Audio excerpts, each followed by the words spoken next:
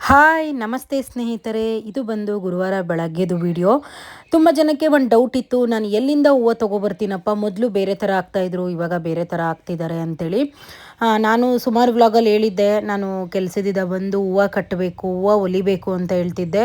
ಆದರೆ ಒಂದಿನ ರಾಯರು ನನಗೆ ಮಾರ್ಕೆಟಲ್ಲಿ ತಂದು ಹೂವು ಹಾಕೋ ಶಕ್ತಿ ಕೊಟ್ಟರೆ ಖಂಡಿತವಾಗ್ಲೂ ಮಾಡ್ತೀನಿ. ನನ್ನ ಕೈಲಿ ಎಷ್ಟು ದಿನ ಆಗುತ್ತೋ ಅಷ್ಟು ದಿನ ನಾನು ಯಲಹಂಕದಿಂದ ತೊಗೊಂಬಂದು ಹೂವು ಕಟ್ಟಿ ಹಾಕ್ತೀನಿ ಅಂತೇಳಿದೆ. ಆದರೆ ಯಾಕೋ ಗೊತ್ತಿಲ್ಲ, ಇವಾಗ ನಾನು ಯಲಹಂಕದಲ್ಲಿ ತರ್ತಾ ಇಲ್ಲ ಹೂವು, ಮಾರ್ಕೆಟಿಗೆ ಹೋಗ್ತಾ ಇದ್ದೀನಿ. ಅಂದರೆ ನೋಡಿ, ಕೆಲವೊಬ್ರು ಈಸಿಯಾಗಿ ಮಾತಾಡ್ತಾರೆ, ಅವ್ರಿಗೇನು ಬಿಡಪ್ಪ ಅಂತ. ಒಂದು ಪೂಜೆ ನಾವು ಶೋಕಿಗೆ ಮಾಡಲ್ಲ, ನಾನು ಭಕ್ತಿಯಿಂದ ಪೂಜೆ ಮಾಡೋದು. ಗುರುವಾರ ಬೆಳಗ್ಗೆ 4 ಗಂಟೆಗೆ ಮಾರ್ಕೆಟ್ಗೆ ಹೋಗಿ ಅಲ್ಲಿಂದ ಹೂವು ತೊಗೊಂಡು ಬಂದು ಮತ್ತೆ ಅದನ್ನು ದಿಂಡುಗಳೆಲ್ಲ ಕಟ್ಟಿ ದೇವ್ರ ಪೂಜೆ ಮಾಡಿ ನನ್ನ ಕೆಲ್ಸಕ್ಕೆ ಹೋಗಬೇಕು. ಮಾತಾಡೋರು ಈಸಿಯಾಗಿ ಮಾತಾಡ್ಬಿಡ್ತಾರೆ.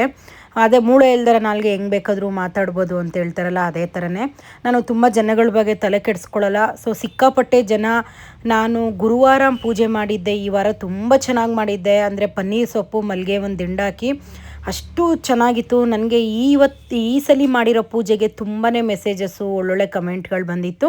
ಸೊ ನಾನು ಮಾರ್ಕೆಟಲ್ಲಿ ಪರ್ಮನೆಂಟಾಗಿ ಇವ್ರ ಹತ್ರ ಮಲ್ಲಿಗೆ ಒಂದು ದಿಂಡು ತೊಗೋತೀನಿ, ತುಂಬ ಚೆನ್ನಾಗಿರುತ್ತೆ. ಮಲ್ಲಿಗೆ ಒಂದು ದಿಂಡು ನೋಡಿ, ಇವಾಗ ಇಲ್ಲಿ ಕೈಯಲ್ಲಿ ಕನಕಾಂಬರ ಹೂವು ತೊಗೊಂಡಲ್ಲ, ಅವ್ರ ಹತ್ರನೂ ಸಿಗುತ್ತೆ. ಆದರೆ ಆ ದಿಂಡು ಕೈಯಲ್ಲಿ ಹೊಲ್ದಿರ್ತಾರೆ.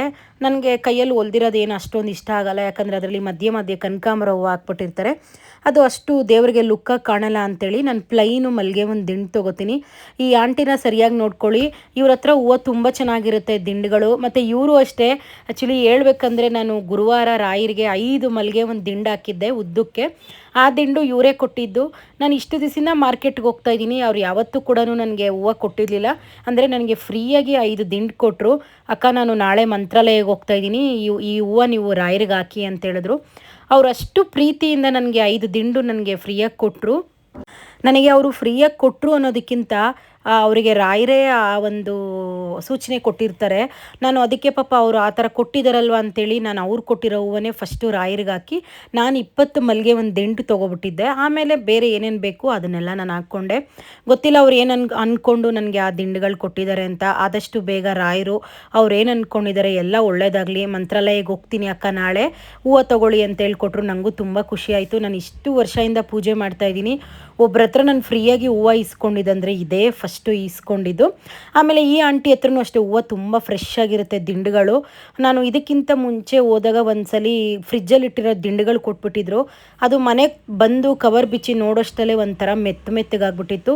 ಸೊ ಯಾರೆಲ್ಲ ಮಾರ್ಕೆಟಲ್ಲಿ ದಿಂಡುಗಳು ತೊಗೋತೀರ, ಒಂದ್ಸಲಿ ಕವರಿಂದ ತೆಗೆದು ನೋಡಿಬಿಟ್ಟು ತೊಗೊಳ್ಳಿ. ಈ ವಾರದಿಂದನೇ ನಮ್ಮ ಅಕ್ಕ ನನ್ನ ಜೊತೇಲಿ ಬಂದಿದ್ದು. ಯಾವಾಗಲೂ ನಮ್ಮಮ್ಮ ಬರ್ತಾರೆ ವಾರ, ಇಲ್ಲಾಂದರೆ ನನ್ನ ತಮ್ಮನ ಕರ್ಕೊಂಡು ಹೋಗ್ಬಿಡ್ತೀನಿ ಬೆಳಗಿನ ಜಾವ. ಇನ್ಮೇಲೆ ಅಕ್ಕ ನಾನು ಬರ್ತೀನಮ್ಮ ವಾರ, ನನಗೂ ನಾನು ಶುಕ್ರವಾರ ಗುರುವಾರ ಪೂಜೆ ಮಾಡಬೇಕು. ಇನ್ಮೇಲೆ ಇಬ್ಬರು ಜೊತೆಗೆ ಹೋಗ್ಬಿಡೋಣ, ನಾನು ನಿಮ್ಮ ಮನೆ ಹತ್ರ ಬರ್ತೀನಿ, ನಿಮ್ಮ ಮನೆ ಹತ್ರದಿಂದ ಇನ್ಮೇಲೆ ಜೊತೆಗೆ ಹೋಗೋಣ ಅಂತ ಹೇಳಿದ್ರು. ಸರಿ, ಹೇಗೂ ನನಗೆ ಈಗ ನಮ್ಮಮ್ಮನ ಕರ್ಕೊಂಡೋಗಲ್ಲ, ನನ್ನ ತಮ್ಮನ ಕರ್ಕೊಂಡೋಗೋ ಬಾಧೆ ಇರಲ್ಲ, ಅಕ್ಕನ ಜೊತೆ ಆರಾಮಾಗಿ ಹೋಗ್ಬೋದು ಅಂತೇಳಿ ನಾನು ಅದೇ ಥರನೇ ಖುಷಿ ಆಯಿತು ನನಗೆ. ಇನ್ನು ಒಂದು ನಮ್ಮಮ್ಮನ ಕರ್ಕೊಂಡೋದ್ರೆ ಸ್ವಲ್ಪ ಫಾಸ್ಟಾಗೆಲ್ಲ ಗಾಡಿ ಓಡಿಸೋಂಗಿಲ್ಲ, ನಮ್ಮಮ್ಮ ಸ್ವಲ್ಪ ಭಯ ಬೀಳ್ತಾರೆ. ಅಕ್ಕನ ಜೊತೆಲಾದರೆ ನಾನು ಆರಾಮಾಗಿ ಹೋಗ್ಬಿಡ್ಬೋದು. ಅದು ಒಂದು ನನಗೆ ಈ ವೀಕಿಂದ ಒಳ್ಳೇದಾಯಿತು. ಸೊ ನಿಜ, thank you so much brother. ನೀವು ಈ ವಿಡಿಯೋ ನೋಡ್ತೀನಿ ಅಂತ ಹೇಳಿದ್ರಿ, ಅಂದರೆ ನಾನು ಪ್ರತಿ ಒಂದು ವೀಡಿಯೋಗೂ ಲೈಕ್ ಕೊಡ್ತೀನಿ ಅಂತ ಹೇಳಿದ್ರಿ. Thank you so much. ನೀವು ಕೊಟ್ಟಿರೋ ಹೂವು ನಾನು ರಾಯರಿಗೆ ಹಾಕಿದ್ದೀನಿ. ನೀವೇನು ಅಂದ್ಕೊಂಡಿರೋ ಆದಷ್ಟು ಬೇಗ ಒಳ್ಳೇದಾಗಲಿ. ಮಾರ್ಕೆಟಿಂದ ಹೂವು ತೊಗೊಂಬಂದು ಎಲ್ಲ ಇಟ್ಟು ನೀರು ಹಾಕಿ ಆಮೇಲೆ ನಾನು ಪೇಪರ್ ಮೇಲೆ ಇಡ್ತೀನಿ. ಫಸ್ಟು ನೆಲದ ಮೇಲೆ ಇಟ್ಟು ನೀರು ಹಾಕ್ತೀನಿ. ಜನ ಅದಕ್ಕೂ ಹೇಳ್ತಾರೆ, ಅಕ್ಕ ಯಾಕೆ ನೆಲದ ಮೇಲೆ ಇಟ್ಟಿದ್ದೀರಾ ಅಂತ. ನಾನು ಫಸ್ಟೇ ಕವರ್ ಮೇಲೆ ಇಡಲ್ಲ, ಫಸ್ಟು ಕೆಳಗಡೆ ಇಟ್ಟು ನೀರು ಹಾಕಿ ಮತ್ತೆ ನಾನು ಕವರ್ ಮೇಲೆ ಇಟ್ಟು ನೀರು ಹಾಕ್ತೀನಿ. ಸೊ ನಿಮಗೆಲ್ಲ ಆನ್ಸರ್ ಕೊಡಬೇಕು. ಪಾಪ ತುಂಬ ಜನ ನೀವು ಎಲ್ಲಿಂದ ಹೂವು ತರ್ತೀರಾ ಅಂತ ಕೇಳ್ತಾ ಇದ್ರಿ ಅಲ್ವಾ. ನಾನು ಇವಾಗ ಸುಮಾರು 1.5 ತಿಂಗಳು 2 ತಿಂಗಳಿಂದ ನಾನು ಸಿಟಿ ಮಾರ್ಕೆಟಲ್ಲಿ ಹೂವು ತರ್ತಿರೋದು. ಅಂದರೆ ನಾನು ಒಂದು ವಾರ ಈ ವಾರ ಪೂಜೆ ಮಾಡಿದ್ದೀನಿ ಗುರುವಾರ, ಈ ಥರ ಕಾಂಬಿನೇಷನ್ ಹಾಕಬೇಕು ಅಂತ.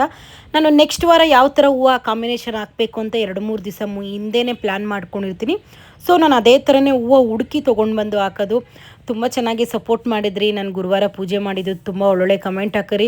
ಅದರಲ್ಲೂ ಸಿಕ್ಕಾಪಟ್ಟೆ ಜನ ಅವ್ರ ಸ್ಟೋರಿಗಳಿಗೆ ಹಾಕಿದ್ರಿ. ನಿಮ್ಮ ಪ್ರೀತಿ ವಿಶ್ವಾಸ ಯಾವಾಗಲೂ ಇದೇ ಥರ ಇರಲಿ.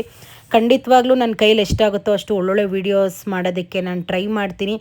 ಮತ್ತು ಇನ್ನೂ ಒಂದು ಏನಪ್ಪ ಅಂದರೆ ಅಕ್ಕ, ಒಂದು ಹೂವುದು ದಿಂಡಿನ ರೇಟ್ ಎಷ್ಟು, ಅದನ್ನೆಲ್ಲ ಖಂಡಿತವಾಗ್ಲೂ ನಾನು ವೀಡಿಯೋ ಅಪ್ಲೋಡ್ ಮಾಡಿದ್ಮೇಲೆ ಕೇಳ್ತೀರಾ. ಯಾಕಂದರೆ ಹೂವು ಒಂದೊಂದು ಸಲ ಒಂದೊಂದು ಥರ ರೇಟ್ ಇರುತ್ತೆ. ನನ್ನ ತಲೆಯಲ್ಲಿ ಈ ವಾರ ಈ ಥರ ಹೂವು ತೊಗೊಂಬರಬೇಕು ಅನ್ನೋದು ನಾನು ಆಲ್ರೆಡಿ ಫಿಕ್ಸ್ ಮಾಡ್ಕೊಂಬಿಟ್ಟಿರ್ತೀನಿ, ಯಾವ ಥರ ದೇವರಿಗೆ ರೆಡಿ ಮಾಡಬೇಕು ಅಂತೇಳಿ. ಸೊ ಅದು 100 ರೂಪಾಯಿ ಆದರೂ ತೊಗೋತೀನಿ, 1000 ರೂಪಾಯಿ ಆದರೂ ನಾನು ತೊಗೊಂಡು ಬಂದೇ ಬರ್ತೀನಿ. ಆಲ್ರೆಡಿ ನಾನು ಮೈಂಡ್ ಸೆಟ್ ಮಾಡ್ಕೊಂಡು ಹೋಗಿರ್ತೀನಿ ಈ ವಾರ ಯಾವ ಥರ ಕಾಂಬಿನೇಷನ್ ಹೂವು ಹಾಕಬೇಕು ಅಂತ. ಮತ್ತು ನೀವು ಅಲ್ಲಿ ಹೋದ್ಮೇಲೆ, ಮಾರ್ಕೆಟಿಗೆ ಹೋದ್ಮೇಲೆ ನಮಗೆ ರೇಟ್ ಗೊತ್ತಾಗೋದು. ಅದಕ್ಕಿಂತ ಮುಂಚೆ ನಾವು ಮನೇಲಿ ಕೂತ್ಕೊಂಡೆ ಕಮ್ಮಿ ಇರುತ್ತೆ ಜಾಸ್ತಿ ಇರುತ್ತೆ ಅಂತ ನಾವೇನೇ ಜಡ್ಜ್ ಮಾಡೋದಕ್ಕಾಗಲ್ಲ. ನಾನು ಮೊದಲು ಯಲಹಂಕದಲ್ಲಿ ತಂದು ಕಟ್ಟಾಕ್ಬೇಕಾದ್ರೆ ನನಗೆ ಕಮ್ಮಿ ಆಗ್ತಾಯಿತ್ತು ದುಡ್ಡು. ಈಗ ಮಾರ್ಕೆಟಲ್ಲಿ ತರೋದ್ರಿಂದ ತುಂಬ ಜಾಸ್ತಿ ಆಗುತ್ತೆ. ಆದರೆ ಗೊತ್ತಿಲ್ಲ ರಾಯರು ಎಷ್ಟು ದಿನ ಅವರು ನನ್ನ ಕೈಯಲ್ಲಿ ಈ ಥರ ಪೂಜೆ ಮಾಡಿಸ್ಕೋಬೇಕು ಅನ್ನೋದು ಬರೆದಿಟ್ಟಿರ್ತಾರೆ. ಅಷ್ಟು ದಿನ ಖಂಡಿತವಾಗ್ಲೂ ನಾನು ಮಾಡ್ತೀನಿ. ಈಗ ಜನ ಅನ್ಕೋಬೋದು ರಾಯರೇನು ಹೇಳಿದಾರ ಇಷ್ಟೊಂದು ಹೂವು ಹಾಕೋದಕ್ಕೆ ಅಂತ. ಖಂಡಿತವಾಗ್ಲೂ ಹೇಳಿಲ್ಲ. ಆದರೆ ನಮ್ಮ ಖುಷಿಗೆ ನಾವು ಇಷ್ಟು ಹೂವು ಹಾಕಿ ರಾಯರಿಗೆ ಅಲಂಕಾರ ಮಾಡಿ ನೋಡೋದ್ರಲ್ಲೇ ಒಂದು ಖುಷಿ ಇರುತ್ತೆ ಅಲ್ವಾ. ಮತ್ತು ಕೆಲವೊಂದು ಕಮೆಂಟ್ ಹಾಕಿದ್ದೀರಾ, ಅಕ್ಕ ನೀವು ರಾಯರು ವಿಗ್ರಹ ಹತ್ರ ಇಟ್ಟಿರೋದು ದೀಪ ಹೊಸದ ಅಂತ. ಹೌದು, ಇದು ಹೊಸ ದೀಪ, ಹೋದ ವಾರ ಅಷ್ಟೇ ತೊಗೊಂಡಿರೋದು. ಇದಕ್ಕಿಂತ ಮುಂಚೆ ಇದ್ದಿದ್ದು ದೀಪ ತುಂಬ ಚಿಕ್ಕದಿತ್ತು. ಅದು ದೀಪ ಹಚ್ಚಿದ್ರೆ ಏನು 1 ಅವರ್ 2 ಅವರ್ ಅಷ್ಟೇ ಉರಿತಾ ಇತ್ತು. ಈ ದೀಪ ಸ್ವಲ್ಪ ದೊಡ್ಡದಿದೆ, ಎಣ್ಣೆ ಕೂಡ ಜಾಸ್ತಿ ಇಡಿಸುತ್ತೆ. ಬೆಳಗ್ಗೆ ಹಚ್ಚಿದ್ರೆ ಸಂಜೆವರೆಗೂ ಉರಿತಾ ಇರುತ್ತೆ. ನೀವೆಲ್ಲ ಕೇಳಿರೋ ಹಾಗೆ ಹೂವು ಎಲ್ಲಿಂದ ತರ್ತಿದ್ದೆ ಅನ್ನೋದಕ್ಕೆ ಆನ್ಸರ್ ಮಾಡಿದ್ದೀನಿ. ಹೊಸ ದೀಪನ ಅಂತ ಕೇಳಿದರೆ ಆನ್ಸರ್ ಮಾಡಿದ್ದೀನಿ. ಸೊ ಇದೇ ಥರ ಸಪೋರ್ಟ್ ಮಾಡಿ. ನಿಮಗೆಲ್ಲ ಈ ವಿಡಿಯೋ ಇಷ್ಟ ಆಗುತ್ತೆ ಅನ್ಕೋತೀನಿ. Thank you.